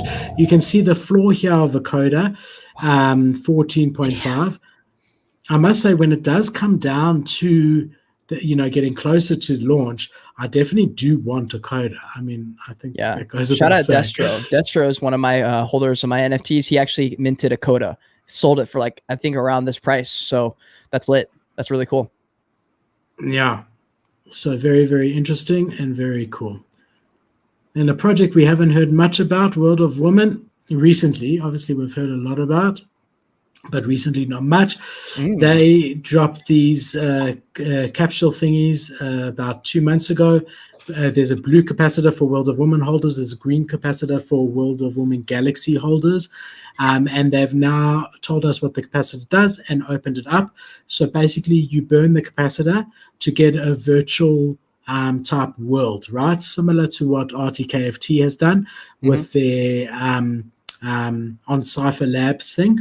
Very similar to that, but you can actually design the exterior as well of your own sort of world on that program, right? So it's not a metaverse play. It's just really like a virtual home that you can display your stuff on, right? And you can design the home. Yeah, I wonder if I've got more here. I did have more here. Let's show you here. Also, they announced a while ago that they partnered with Sandbox. Yeah, this is what I wanted to show you. Okay. So this is just examples, but you can design it however you want.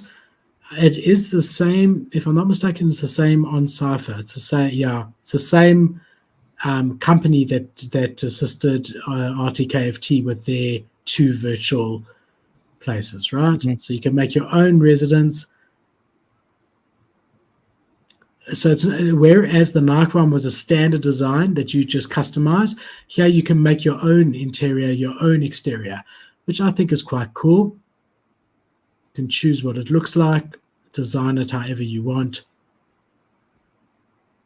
And if you hold a blue and a green capacitor, you can join those 2 worlds or homes or whatever you want to call it together. Yeah, very cool stuff. The nice thing about doing this is that it doesn't deplete the original supply. It's not like a secondary collection. Right, we saw that with CloneX. It's not like people think that the rooms are CloneX's secondary collection, right? Yeah. Yep. So it allows a way for a project to give some utility without diluting the original supply. Yeah, I like that. I think that's pretty cool. I haven't heard too much about World of Women recently either, so it's good to see them coming out and doing stuff.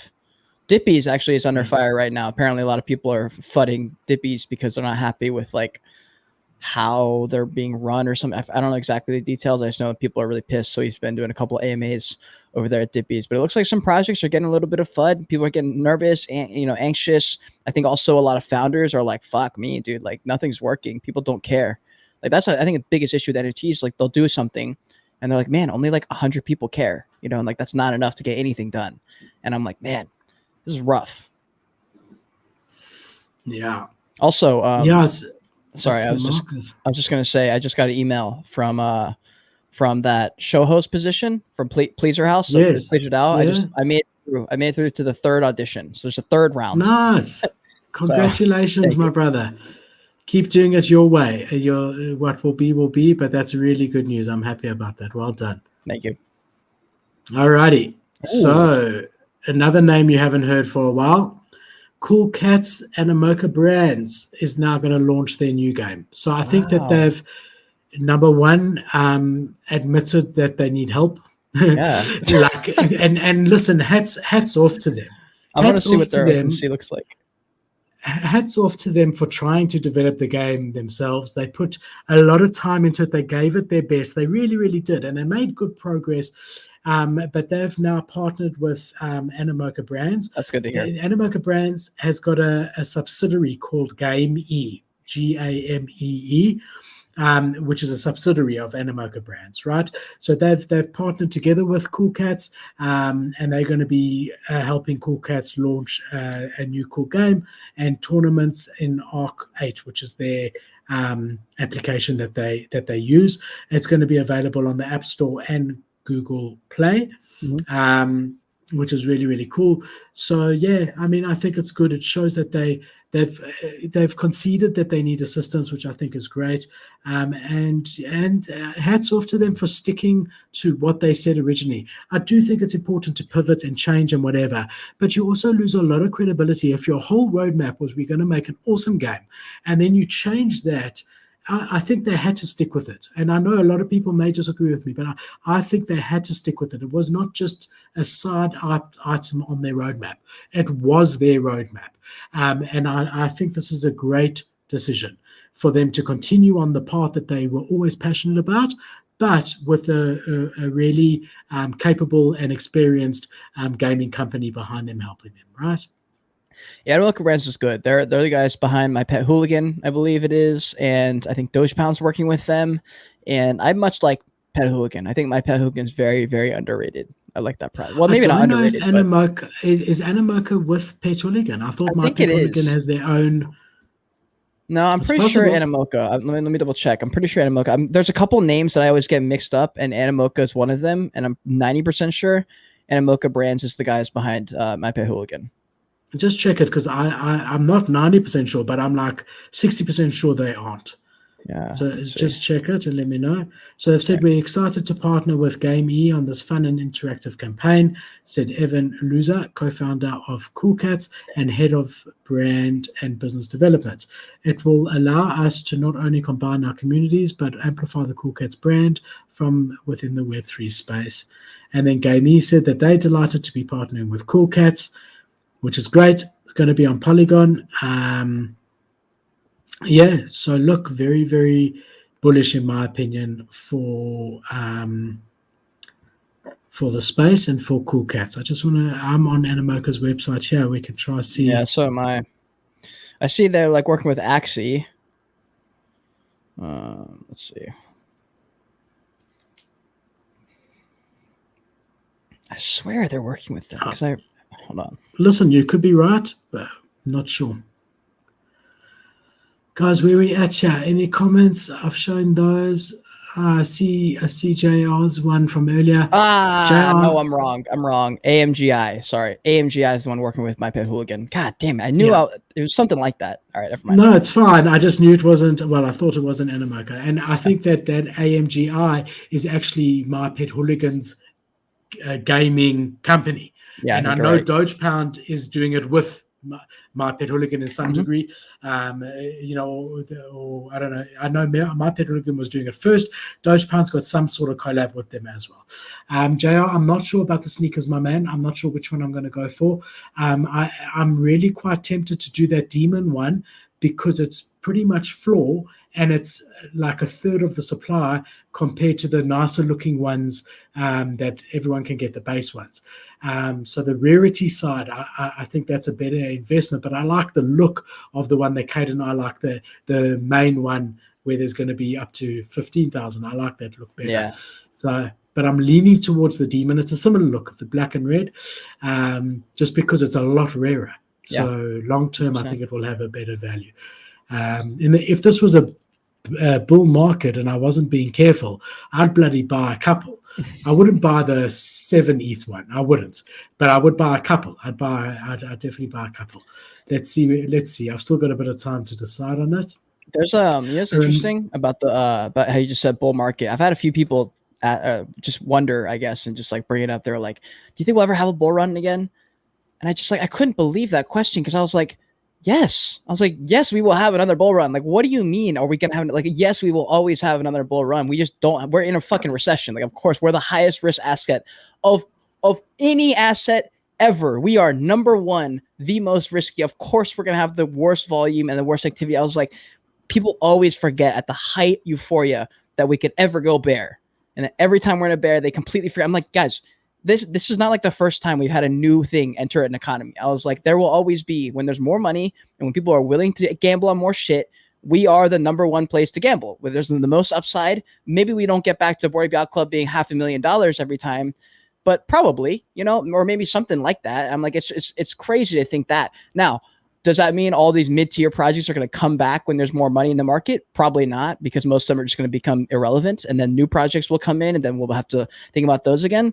But it's coming back. Like, people who are here thinking maybe I'm wasting my time, you're not wasting your time. If you're in here at this position in the market, the goal is to just become as comfortable, hopefully to have some kind of influence, like to make a name for yourself. It doesn't have to be content. You can do that on Twitter, but it should be to do something. Like, you want to be someone in this space, Make connections, build relationships, learn about the space, all of that. I think it's very much like life. When you're flying high and on top of the world and have everything going for you, you expect it subconsciously to continue like that forever.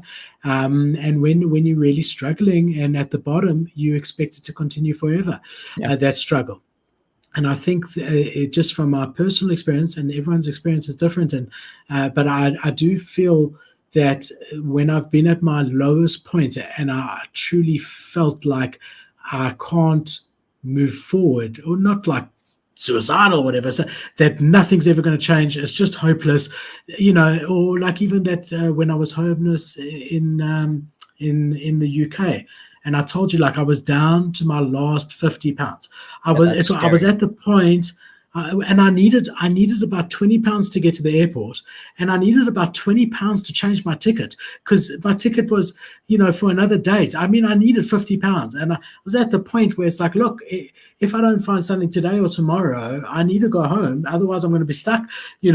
And literally that, when you're literally at that breaking point, or at that like last point where you never think it's gonna, that's when it happens. I even remember in the dating scene, just before I met Bianca, I was at the point where I was like, I'm just really ready to find someone. But I was really at that point and frustrated that the girls I was with and dating, like, it just didn't work out the way I wanted it to. They didn't turn out to be what I thought or whatever. Yeah. And really just thinking, will I ever find anyone? And really wanting it and thinking, never going to find anyone. Just sort of forget it.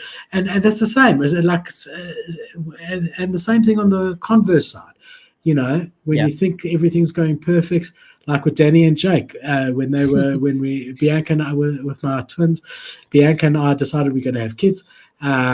Which is cool. We felt pregnant straight away, which I know a lot of people struggle with.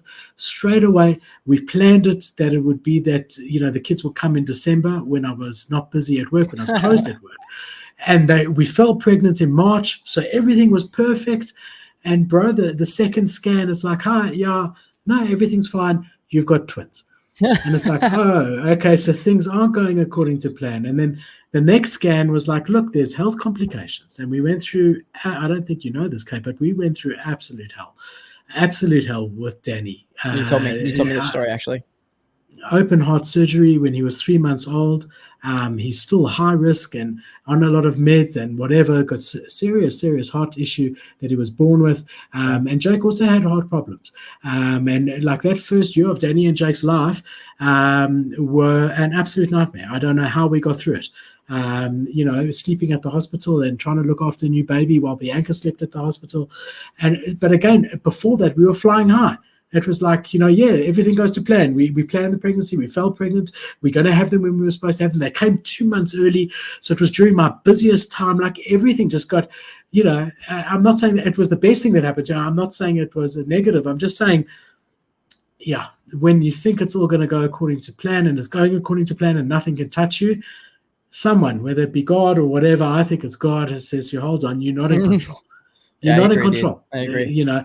And bearable, I'm never going to get there. God says to you, I've got you, and picks He's you up. waiting. He's waiting to see where your breaking point is. And he's like, okay, if they earned it, sign my finger, something cool is going to happen. If they earned it, they kept pushing. I think that's where, maybe you get shit on and it's just terrible luck. But I do believe that if you work hard, the karma knows what you're doing when no one else is watching. And I think that karma, which is the universe or whatever, everything, the whole consciousness of the universe, whatever, knows when you're putting in the work and you're being honest about it. And for me, at least for the future, I'm trying my best not to keep visualizing a very specific future of like, this must be where I'm headed. I hope it looks like this. I'm more looking into a direction. Like, I hope my life has some of these qualities in 5 years. I hope I've earned these things and I've done the right things to get me to this point where I have some of these things. Like, one thing actually is interesting. The other day I decided to do it was to start eating Chipotle every day instead of going to get groceries and like cook and clean. And it takes so much mental energy because every time I want to eat something, I got to get the pan out. I got to get all this food out. I got to dump on the thing. We spoke about it last week, so you decided to do it. Like, fuck it. Yeah, I finally. Yeah, you got a lot more time. I hope so, dude. Today's the first day. I'm gonna get Chipotle, and it'll be like, this is a thing for the next month. You're gonna get a bit of a double chin like me in the next couple of months. No. It's my only meal. I'm only eating that, and then I have frozen berries for an acai bowl, a little fruit bowl. That's the only thing I'm eating. It's just the big Chipotle meal, which is about 1,600 calories, then probably like 500 calories of the fruit bowl thing with some granola. I don't know, something like that. I don't eat that much. I'm not that active right now. You got some home healthy food, but I think what you said is very important. Is don't give up. That's the whole point. I think if you give up when you're in those low points, whether it be the market, whether it be just in life in general, where nothing's working for you, it's very easy to give up. And I think if you give up, you don't get a chance to let it turn. You got to keep grinding no matter what. You got to keep pushing. You got to carry on no matter what. You got to get out of bed. You got to give every day your best. And once you do that, you can go to bed and say, look, the rest is out of my control. The crypto price is out of my control. I've done my best. The rest is in God's hand. But you can't give up and say, oh, God, take over, and then expect, God to go to work for you and make a living for you, right?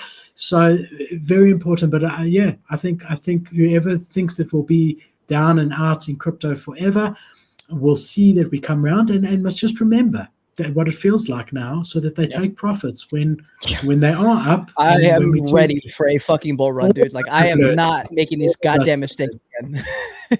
That's what we said. That's what I said. The bull run before, I thought they were going to $1 million Bitcoin.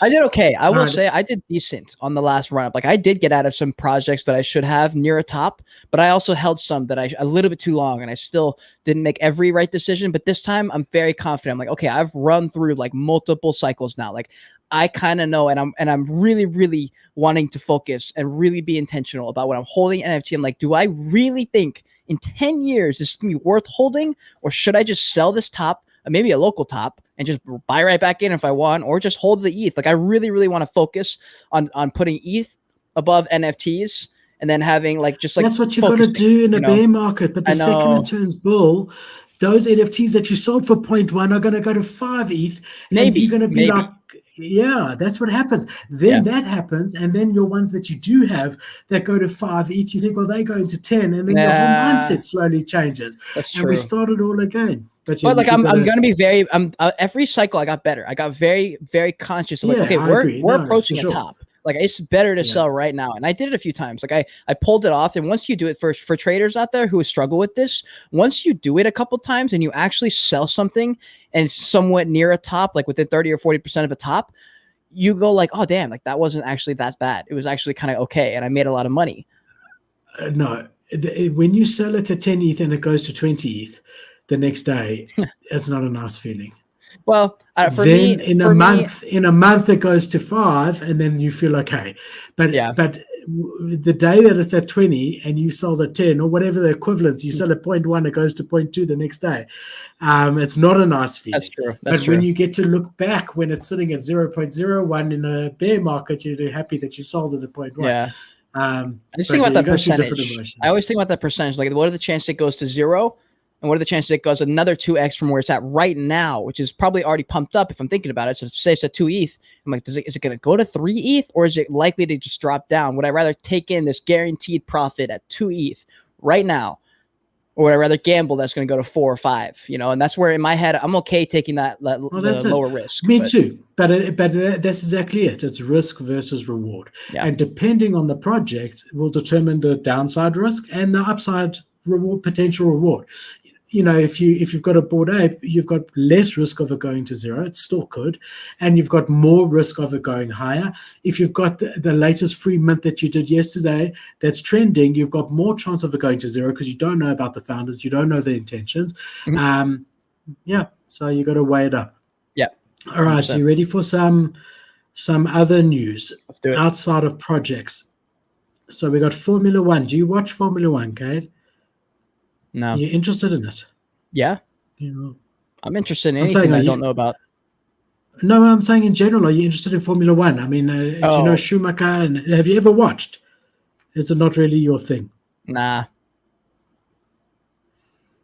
Okay, so Formula One has filed 2 trademarks related to NFTs and crypto for the Las Vegas Grand Prix event, which is expected to take place next year. Okay. So they're going to be doing something with NFTs. I want to make this bigger for you. Okay. So this is what they applied for, serial numbers of their trademarks, and basically asking for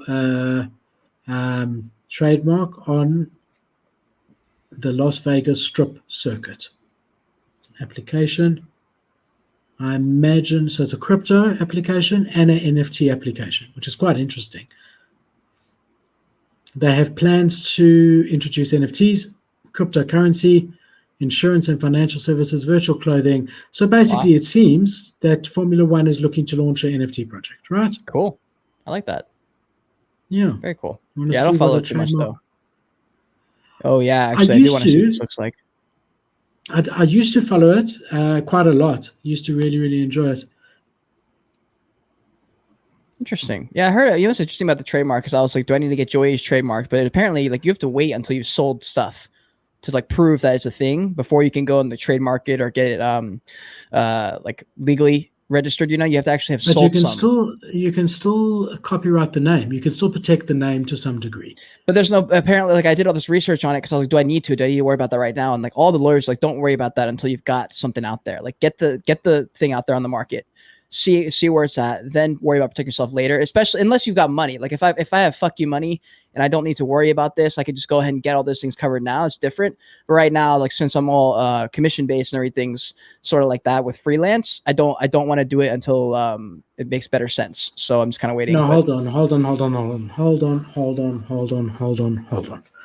Is Joyage a registered company in America? No. Because I haven't sold anything yet with Joy's Kingdom. No, not a trademark. No, but you can register it as a form of ownership, as a company. Oh, like an LLC? So LLC is usually a public company, but there's different forms of ownership that you could decide which one is best. You should look into that and register just a company, no trademark, no nothing, a company by that name, whereby that name cannot be used by anywhere else. So I know in South Africa, if you, let's just say Joyage, if you register Joyage Trading as a closed corporation with the word trading after it, it stops any other company from being able to register a company by the name of Joyage. And that will very highly lower the risk of someone building a brand under Joyage, because they'll try and register the company. Let's say they don't even know you, but they come across those words together somehow, even a different way to you, and they're thinking, let's launch a brand of beanies, completely separate to you, or caps, right? They don't even know who you are, and the first thing they'll do is check the company register and see if that name is available. So that's what I would do. I'm saying forget the trademark. I agree that until you've got something to protect, but definitely find out which form of ownership in America allows you to register it in a way that it protects the name from another company being able to register their company. Costs very little money, I don't know there, but very little money to register a company. And depending on the form of ownership, you know, obviously if it's a private company, you have to have auditors, you have to release financial reports. As you go to a sole trader or partnership, the lower ones, there's very little. You might have to file some paperwork once a year and pay $20. So you should do that immediately. Even if you don't trade through that company, even if you should register it immediately. Trade, like, what do you mean trade though? Like, I'm not. It's not a. Even though you don't invoice anyone from their company or sell anything through their company or get paid through their company, you know, once you've registered it, you should actually do, just as a good practice, and there's tax benefits to doing so. You should actually invoice customers who you do your paid reviews or whatever through that company. You should put all the expenses that you need for that company through that company, and you should also put all the income that you get from the joyage through that company. There's tax benefits to doing that. You'll get a better tax rate than as an individual, and there's a lot of things but you'll need. I don't know how it works in America. I know that the basic principles are exactly the same, but I don't know the specifics. Since I get paid a lot in ETH, is that that wouldn't change anything? Like, I'd still be paying like what's it called? Like the highest tax, basically, because I'm a lot of my ETH I get, I will transfer it back into fiat, which means I'm paying like the highest price because it's I'm holding it under a year. So I'm paying like, you know, short-term tax, whatever it's called. So you'd have to find out. I don't know how it works there. It might be because it's being earned in the company that a clever accountant could say to you, look, you know, if you do this or that, then it won't be the highest tax rate. I've got no idea. Because it's no longer a person trading, it's you trading in order to do business. But Cade, it's important from many levels, not just to protect the name a little bit. It's not as ironclad as a trademark, but you've got to specifically find out what form of ownership and what at the end of a name. As I said, I know in South Africa, if you put the trading, like I've got Perkel Trading CC registered. No one can register a company. They won't allow them to register a company with the word Perkel in it. So I don't know what that equivalent is for you, but that protects Perkel from my side, another company registering under the same name. Okay. And that gives me protection because if I see another Google ad that's got the word Perkel in it, I know that they don't have the company registered. Google, seeing my registration documents, has taken those pages down before. So even though it's not a trademark, it's enough to give me some level of protection. So you should do that, and then you need to find an accountant who's familiar with Web3. Tell him that you're doing this as your main business, and is there a way to structure it, the income's paid into the business, that even if you realize the gains immediately, you're not being charged the highest interest or whatever. Tax. Okay, it's important. Not financial advice. Find your own accountant. But yeah, that's the way I would do it for sure. All right. This one's quite interesting. Cade, let's put this back on the screen. Oh my God. My man, Seth Green, so he's going to release an NFT-backed TV series. But bro, he's already got, he self-funded it to put a pilot forward. He knows how to make TV series, and he's going to be integrating these NFTs into like a bar scene, almost like a Cheers type program. I don't know if you remember the show Cheers. It was, you know, basically all in this bar, and he's going to have different characters coming in and telling their story, and some NFTs coming in. He's very involved in the Web3 space. Anyone who doesn't know, he bought my mutant and then someone stole it from him. Saw that mutant for sale the other day on X2Y2 on the floor. Yeah. If it wasn't Mark stolen, I would have liked to get it back because I really loved it, but it's Mark stolen. So yeah, he's going to release this TV series. I'll show it here. Oh.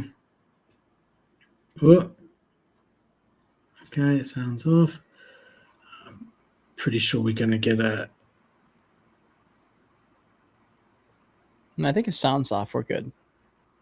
0 fucks given. It's called Overlord. So you can see he's like proper like doing it. It's not like, and he's just like Digidaigaku. They were Web 2. They were a Web 2 very successful gaming company that's come into Web 3. Here you've got a Web 2 very successful film studio Yeah. and filmmaker Seth Green coming into Web 3. And I think it's bullish. I think it's really, really cool. Yeah, as long as they're gonna do their thing and they don't need the NFTs like that. Like a lot of people were talking shit about Gary Vee because they were like, who's gonna make a fucking NFT movie? And like who's gonna watch that movie? And like that's not enough money to actually fund a whole movie. And like it's such a dream that he's selling, and like music artists being able to give back to their fans. He's like, most people are getting back like $4 a year, and they even paid $20 in gas. The only person getting rich is the actual artist who is already rich. But with this kind of thing, if the company's already like going to be able to do it with or without the NFTs, that's where the value can come in, I think. And it's like not fully dependent on them selling out. And even if they sold out like $5 million, like $5 million is not enough to do a fucking show or a movie or anything. Yeah, like you need so 100%. Much more money. So that's where the VC stuff comes in, I guess. These guys know, and he's like come on with Overlord, who's actually like done the Creeps NFT, right? That's who Overlord is. So he's realizing that he needs help in the Web3 space. These guys have signed Will Smith, Louis Tomlinson, and Galvin Harris. So they've got some big names there. Did that say Pokemon? Wait. It says we were inspired by. Oh, I was like, what? How Pokemon. We are inspired by how Pokemon built their brand. So yeah, nice. I like that. Cool. Use the mission. Marvel. So yeah, I mean, Overlord clearly is, knows what they're doing in the space. Seth Green seems to agree, and he's partnered with them to launch his TV series, which I'm really excited for, and I think is pretty cool. Yeah, it's cool. I mean, with this kind of thing, dude, you've got to be able to market to an audience that doesn't care about NFTs, like how we were talking about earlier. Just like you got to get people into the door first. Like the NFT people they don't give a shit. Like Cool Man's Universe, for example, people don't care about Dan's his TV show. They care about if the show is going to pump their bags. So it's one of those things. Like the show's got to be really good. It's got to appeal to a non-Web3 audience, and if it does, then they're going to be fucking taking dubs. Yeah, and it seems like that's what they want to do. Yeah, so that's cool. All right, Eminem and Snoop Dogg's VMA performance. We did chat about it a bit last week. Very basically, I'm not going to play it because I know that I'm going to get in big trouble here.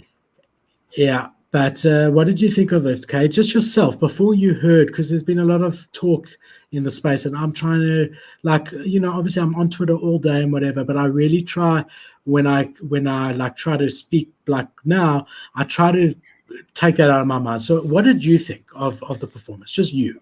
I had a little bit of cringe, and I thought, this isn't that good. And I was like, let me see what other people think, because I feel like it's not that good. And I was worried that people were going to be like, this is amazing. And I was like, okay, so let me look at the response. And in general, the response was like, this is a bit cringy. But, it's fine. I'm a little bit worried with these kind of things that they're doing more damage than good, because it just wasn't that high quality. And I was just like, it almost devalues Snoop and Eminem as their own artists, which devalues their affiliation with Board Ape Yacht Club. And it becomes one of those things just like, yeah, no one gives a shit anymore. And Eminem went from like GOAT status, top, like number one, to like, I feel like these kind of things almost drop his like God status a little bit, which, maybe the point. I don't know. It wasn't that good, I thought. Yeah, I think it's like in the beginning of the internet, we used to have that modem. I don't know if to dial up, beep beep. Do you know what I'm talking about? Probably. I can't think of it right now. No, you'd remember it. It every time you wanted to connect to the internet. You had to wait 20 minutes for this machine to connect. So I think the reason I'm saying that is I think it's important to realize that this is the very first time that this type of thing has ever been done. And yes, there are going to be some quality things and whatever. What I have heard via the grapevine is that it was actually all done through the Otherside land. It was done in the Otherside land, which is why the quality wasn't the level of a movie producer, for Okay. example. They That could makes have sense. got it done, but they wanted to do it native to the Otherside land. But that's not the way you got to do it. Like to make this I work, you got agree. to I appeal to agree. mainstream. You can't be appealing to Well, Web3 people. that's what they're trying to do is appeal to mainstream, by having it at the MTV VMA. But I hear what you're saying is that like mainstream want to see top quality. They don't care whether it was made in Even that, dude. that. Even if it was good quality, dude. My grandma sees that, she's gonna be like, "Why the fuck is this monkey on my screen? I thought that was Eminem." And Look, like, we're they don't not get it, you know. targeting. Your grandma's not excited to see Eminem or Snoop Dogg But normal anyway. people, It's any not normal targeted. person who doesn't know NFTs, they're gonna be like, "What is this weird monkey thing? Like, I don't Yeah, understand it." that's great. And then they're going to ask, and then they're going to stumble across it, and then they're But they're going to not. They're see. not. They're gonna look at it and they're gonna go, "This is stupid," and they're literally never gonna think about it again. That's the last thought they're gonna have I toward don't it. know. It plants a seed. It plants a seed. Then they're reading the newspaper in 6 months, and they see a bored ape sold for $1 million. Then it's the second seed, and I think if you want mass adoption, you gotta get the masses' attention. And this definitely got people asking, like, what the hell is this? And some people that have never heard of NFTs before or Bored Ape Yacht Club very well now might just know that it's an NFT, and they don't know what an NFT is, but they know it's an NFT and it's called an ape. Great. I see what So you're saying. I see what you're saying, but there needs to be an inherent transaction. They need to get something from the video that gave them a little bit more value than they had before they watched the video. And there's nothing in that whole video that gave anyone value except for Web3 people to be like, oh, look, like for the normal person, they didn't get any entertainment value out of it. They didn't get any pleasure from watching that video. They were just like, who is this stupid monkey? That was the only thing that they got out of that transaction. It's not an even transaction. When that happens, it's not a positive ROI you get. In my opinion, I don't think it's a positive ROI. That's why with my videos where I try and bring in mainstream, they have to get the entertainment factor. That's why I threw in the thing about the shoes and the hat with Vitalik. Like, you got to get some kind of positive transaction for the person watching so that they come back. Like, there's a reason that some people blow up. So I agree with that. But I do think it's really important to realize that this could be, to some degree, the future of performances. There's going to be metaverse parties and stuff, and this is like their first exposure to that. True. And these two artists have always been at the forefront of pushing the envelope as far as what's mainstream versus not. So initially it might be weird, but when it does come 10, 15 years down the line, and someone like me sitting in South Africa can go to my favorite artist's metaverse concert where I wouldn't be able to go otherwise, I would say, I remember Snoop and Eminem as being the first guys who ever did this, and that gives them props down the line. That's true. Also, I mean, the YouTube video has gotten 46 million views in like a week and a half. Oh, fuck, really? So that's that's getting a lot of eyes on it. Okay.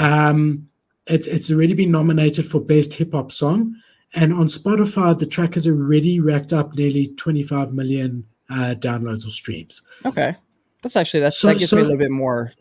It's not like people mind. I mean, I think also you must remember it's a song, right? So a lot of people don't even see the music video in real life. They like the song, they like Eminem, they buy, they download it. They don't have to see the video.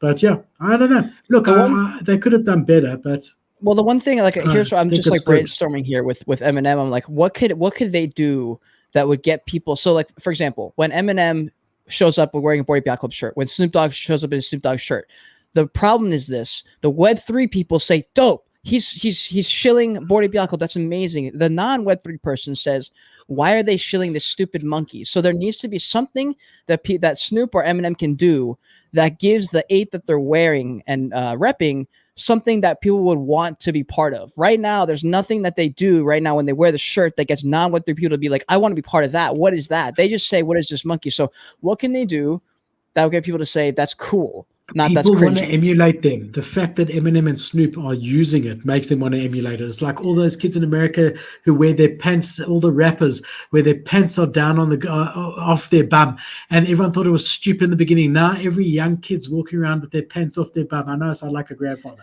Well, no, I understand that. No, saying I understand people want to emulate what they do, right? I get that, but not in this case. It's not the same this time because there's an asset backed with value that people bought, that people have an opinion on. And that's a little bit different than like Kanye wearing a stupid whatever pants, like the pants aren't tied to a specific asset that it already has a preconceived idea behind it, that people already have preconceived interpretations of what they think it is. And that's like the one little bit of bridge that we don't have yet. Like, what can be that bridge that gets people to stop cringing at NFTs when they first thinking about it, you know? Yeah, but I think it also brings up the thing, like people could start asking, like, how could they use it? Did they buy them? And then come to realize, listen, some of these NFTs, you actually own the IP rights. And I don't know. I think the more eyes on it, the better. Was it the best showing of NFT technology? And no, because they could have done better. But do I think overall it was net negative? No. Definitely not. Yeah. I think overall it will have more positive than it had negative. That's just my personal view. Yeah, long term I agree then. Yeah, long term I agree. I think short term maybe it broke even. I don't know, dude. I don't fucking know. It's just interesting. In another venture round, whoa, it's unbelievable the venture capital that's coming into the Jesus. space. Animoca Brands, who we know is investing in a lot of NFT gaming projects, has raised $100 million. I need to get some VC funding. Singapore state-owned investment firm Temasek reportedly joined a new $100 million funding round for the blockchain and vector studio Animoca Brands. So, guys, I mean, crypto is not dead. NFTs aren't dead, and gaming NFTs are not dead. That's for sure. Definitely, I know that this isn't Animoca's first round. Dude, that gaming meta, when it gets here, it is going to be so fucking unbelievable. I still have a few NFTs that are in gaming projects, just holding them. Because I'm just like, bro, when that meta takes off and every new project is a gaming project, and then all these older projects that have been so building, long, Cade. And one out of 1,000 are actually going to be no. But the meta might be faster than you think. The meta might come, and we might have a little cycle. The meta will come back and go, yeah, for sure, yeah. And you'll be able to flip it, but don't hold it long term. Right. Like long term. No, agreed. The report comes shortly after Animoca closed a $75 million funding round in July, and a second tranche of funding that they raised in January of $360 million. So, I mean, as you said, we need VC backing, my brother, because they can just pay us $10 million and then we can buy lots of NFTs, and then when we run out, we can get another 10 million, and that's what they're doing here. Animoca's buy, every single game that's got any potential, Animoca's investing in, and then they just keep raising more and more. Problem is it dilutes the original, holdings for everyone, so they can't continue like this forever. But again, someone wouldn't put $100 million, a venture firm wouldn't put $100 million into something that didn't seem net positive on the balance sheet for now. But I mean, look, I think it's pretty risky myself to just keep pouring money into these, and for them, look, well, it just depends like how you look at the NFT world, right? Like, for example, right now we're in casino land. I give you $100, please give me back $10,000 of value. That's what the world we're in. The thing is, to build those companies up, it's not going to be 100% on giving value back to the holders. It's going to be about building the brand and IP, so that you holding the NFT gives you more, you holding the NFT 2 years ago versus holding the NFT now. Their goal is to make it so that you holding it after 2 years is more impressive than it was 2 years ago when you were holding it. That's the goal, which doesn't always equate to be on a flip it for more. But that's why I haven't dropped an I never did like a penguin project or something, or whatever, like a 10,000 collection now, because I knew that I wouldn't be able to do what I want with an NFT collection. Like, when I do drop a collection, I want it to be a true tokenization of my brand, which I want to have built. Like, if I do a Gary V, that makes way better sense because I've already built the brand. And now it's like, okay, what is it worth? And then that's what we found out with VFriends. That's from a user perspective. But like Animoca, from their perspective, they need some of these companies that they've invested in, some of these NFT gaming companies, they need them to become profitable. Oh, no, I'm not arguing that. I'm saying for people who are investing in these, in like an Animoca brand. No, I understand. We're looking at it, the different sides of it. It's just interesting stuff to talk about. Yeah, for sure.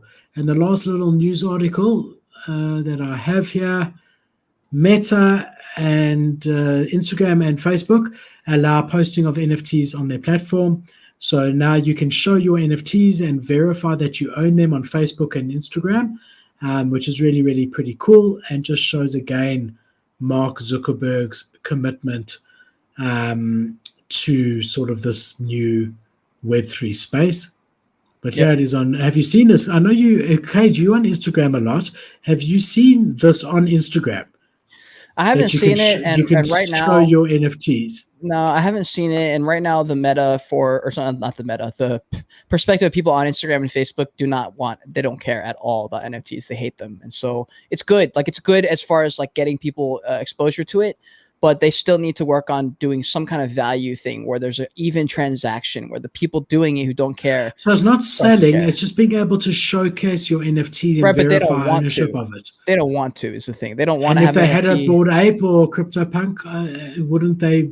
But that's the thing. That's the transaction, because if you had that punk, you could sell it for this much money and it's a flex. But if you don't know anything about NFTs, Facebook integrating NFTs doesn't do anything for you. You're like, I don't give a fuck. Like, what can Facebook and Instagram do to change the narrative that like it is cool to have NFT as your thing? And that might be time. That literally might just be a thing with time, like waiting.